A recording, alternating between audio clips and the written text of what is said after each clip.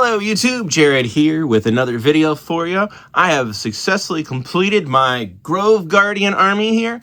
This is the very first army I have ever had 3D printed and then fully painted and based. I have some 3D printed bits or single units in other armies that I've built, but this is the first one I've kind of built as a full separate little grouping here that is 3D printed. So I don't have a 3D printer. I commissioned this to be built for me and printed for me, and then I have painted it and based it and got it all together. This is the Grove Guardians by Clay Beast Creations. So I figured I'd do a little review of this army. This is one I've had kind of my eye on for a while now, and kind of talk about why I had this army made, and then my thoughts on what it's like to paint 3D miniatures, 3D printed miniatures, compared to GW plastic, which is what I normally paint. So plastic off of a sprue, and I've painted a few different brands versus 3D printed, because I always see people saying, just 3D print, it's so much cheaper. And I can confirm this was a fraction of the price. Even not having my own 3D printer, even paying somebody to 3D print, this army was heads and tails cheaper. And you look at it, the finished product here, and there's no mold lines, there's no like obvious flaws. This is a really cool looking model. I really, really like it. Now, I did take some things from my bits box to customize this one. So this guy has the bugs. I added those, but otherwise, and I like the crawling bugs on him. It looks cool. The glowing bugs just kind of sell this guy. But I love the honeycomb details on this guy. And the details on this miniature are really, really solid. And so 3D printing's come a long way. Really cool kits, really cool designs out there. I especially like Clay Beast Creation stuff. And so I've always wanted to paint up one of his armies. And the Grove Guardians was the first one that kind of came up, especially because this forest dragon right here, and you can see, just sold me on the thing. Like, look how pretty this thing is. I'll try to pick it up here and get you some more details in a second. Gently, of course. But really, really excited about this, and I was able to find somebody off of Etsy to print it for me, and I'm overall really, really happy with this. So the reason I had this made up is I'm planning to do a 30,000 plus points game in Age of Sigmar this year. I have 12 something armies now, and I want to do a big 12 army battle. And I have a lot of Stormcast, and I have a lot of Cities of Sigmar and some of the other armies, and I have a Sylvaneth force. I have a separate Sylvaneth army from this. And looking at the points and the breakdowns, it occurred to me that I was only a few points away from having even teams, so to speak, between the good guy factions and all of the evil factions. But I needed about 2,000 points of something quote-unquote good guys to balance it out to kind of play a big campaign game. It's not going to be one big game. That would be ridiculous. I'll make another video on that. But the goal is I really wanted an army that was around an extra 2,000 points that wasn't going to break my budget, because I'm trying to mostly spend my hobby dollars on building 40K stuff right now.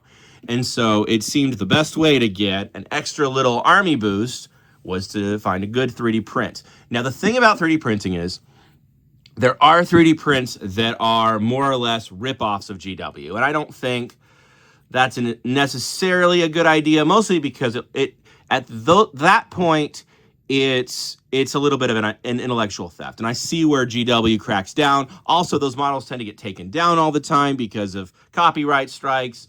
There's a little bit of a headache, and there's some moral issues. But somebody like Clay Beast Creations, who makes their own miniatures that maybe are counts as for Warhammer, but are clearly his designs and his love and passion, his artistic design, that's awesome. That's great. And it lets you infuse another art style into an army, and I really like that. Now, one of the big problems you run into then is if you have official art style or you have multiple 3D artists who are doing different models, it's harder to get cohesion. That's the big problem I have with my Cities of Sigmar army, is I have models from different ranges, and it's hard to make them all look good together, but I like it anyways. It's a ragtag group. And then something like the Sylvaneth or the Tree Lords or Grove Guardians or whatever you want to call them, because they're all trees don't all have to look the same. And so it's really easy to kind of tie them all together. And so the glowing effects kind of help the different types of bark all tie together. But my forest, so to speak, is made up of different kinds of trees, different leaves, different patterns, but they all have the same basing. And then they have either the blue glow for the bugs or they have the green glow on them. So they're cohesive, even though the art style changes a little bit. So I really like that. It doesn't look like I'm jumping into something that's just completely foreign. But I do like that Clay Beast does their own thing. They're not just trying to rip GW off. He's making his own stuff. And his stuff is really, really beautiful. I want to paint more of his things. I'd love to paint his take on the giants. He has some really beautiful giants. So definitely... hopefully going to do Clay Beast Creations Giants someday. Sons of the Everfeast. Gorgeous models. I'd love to paint those up next in terms of 3D printed armies. But in terms of a way to kind of stretch your hobby dollars, 3D printing is awesome. Now, I have to say, in terms of reviewing these models, the savings is nice. The quality is really finally there in terms of not having mold lines. The very first thing I 3D printed was kind of garbage, honestly. You could see the layer lines, and it was just really cheap looking. It was hard to disguise it and make it look... it was a piece of terrain, actually, but it was hard to make it look good. But nowadays, 3D printing really has gotten there. The one problem, though, with resin minis is that resin is brittle. So this guy right here, who I believe is a wild lord or a tree lord or an ent, I'm going to call him an ent, I will say has broken a few branches.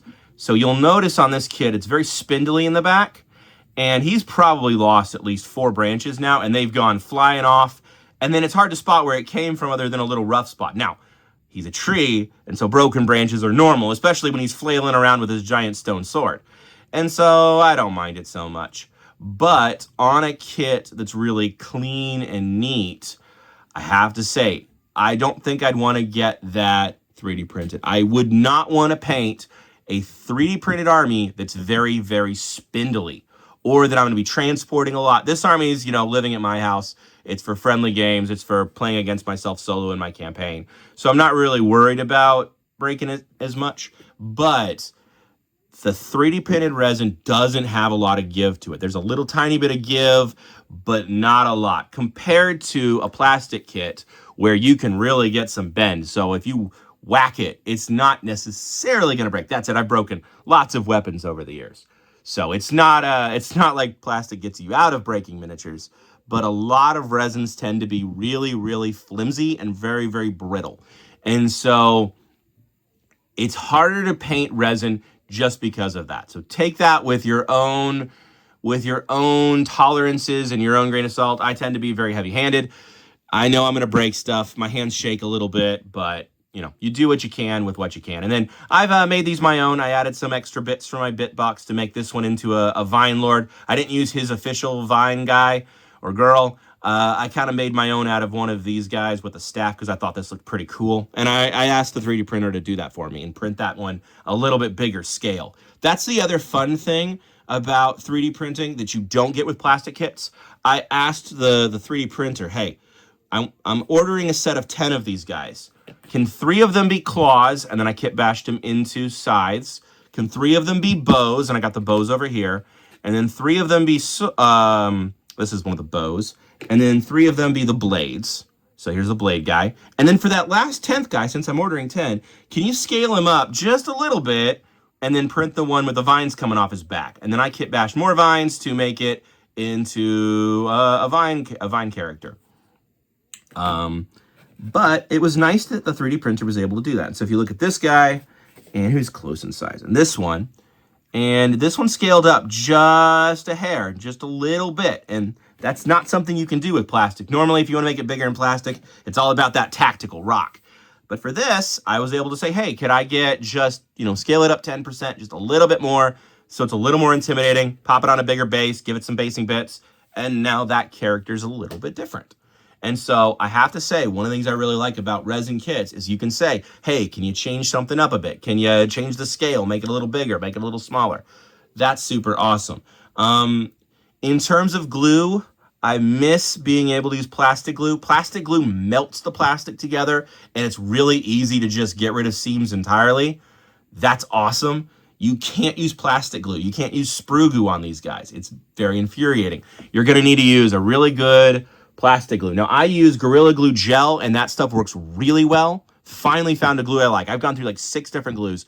That's more or less what I've settled on, is Gorilla Glue gel tends to work well for resin. So that's my resin go-to glue. Let me see if I have it over here.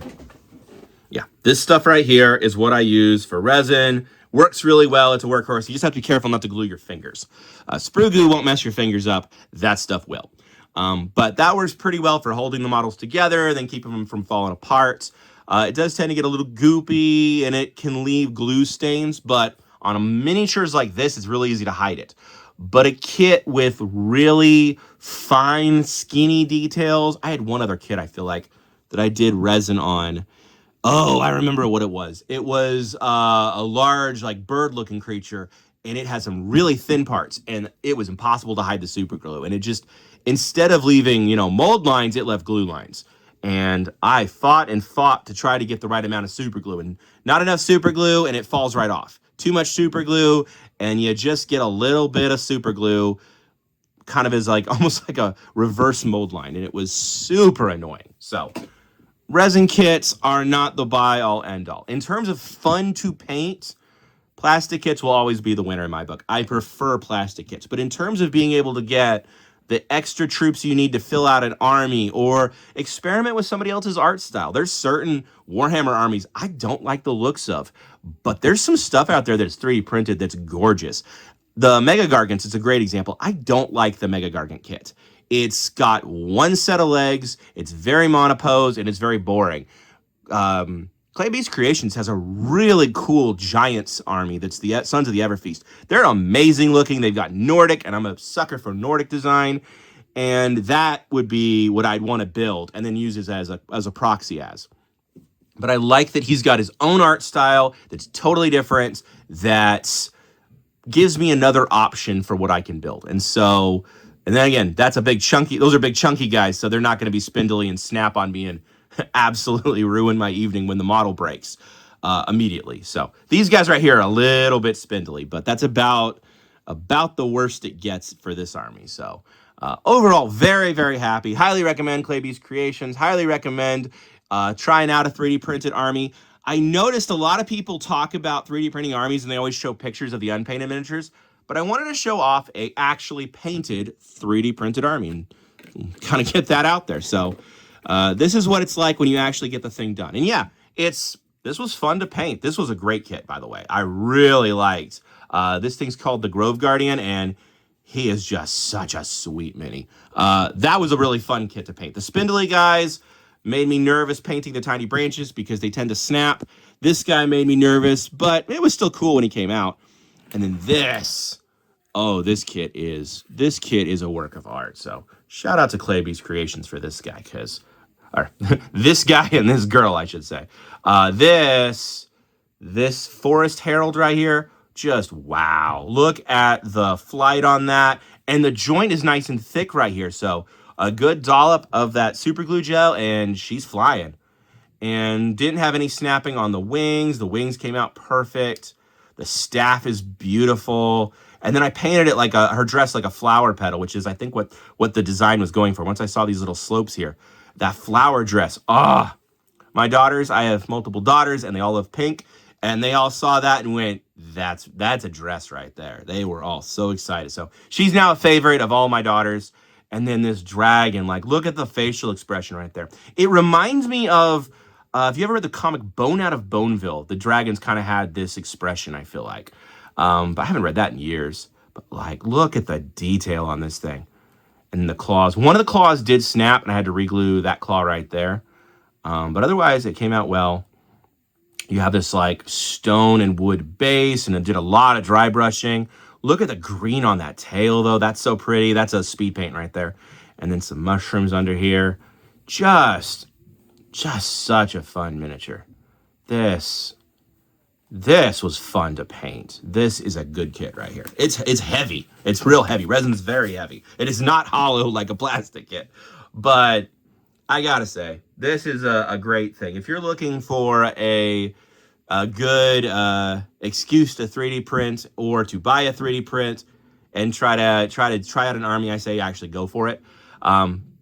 It's been a lot of fun, and so I'm really excited to have this. This will be added into my giant mega game as counts as Sylvaneth, but these Grove Guardians, which is what they are, they're pretty awesome. They are pretty awesome. They've all now walked away because we had to make room for the queen. But I've rambled long enough. This is an amazing kit. So I hope you've enjoyed kind of seeing what this thing actually looks like painted. I haven't seen a lot of pictures of it painted online, and so I wanted to get it out there. And so this is what a painted Forest Herald looks like, an ancient Grove Guardian, a Wild Lord, and then all of these smaller Vine Spirits. And so I had a lot of fun painting it up, and it was a great time. So hope you've enjoyed this video. Go ahead and give a like, especially if you're interested in hearing about the Mega Game or my 40K projects. That'll be all going down soon. Thank you all for watching. Have a good day. Bye.